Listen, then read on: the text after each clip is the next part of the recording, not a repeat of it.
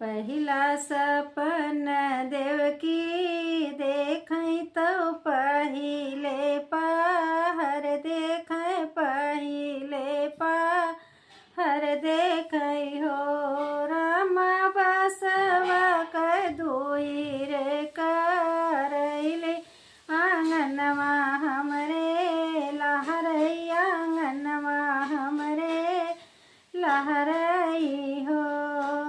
दूसरा सपन देवकी देखै तो दूसरे पहर देखै दूसरे पहर देखै हो राम छठे महीना कैलनवा आंगन हमरे खेलई आंगन हमरे खेलई हो राम छठे महीना कैलनवा आंगनवा हमरे खेलई आंगनवा हमरे खेलई हो।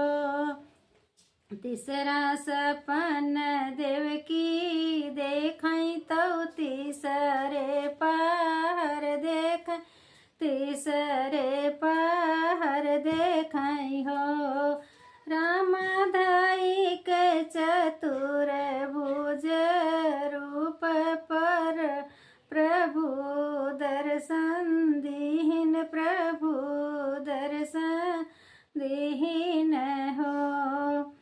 जनी रोवा हे माता देवकी ना शोक मानावो ना शोक मानावो हो माता अब की जन्म होय हमार ललन बनी आइब ललन बनी आइब हो माता अब की जन्म होय हमार ललन बनी आइब ललन बनी आइब हो।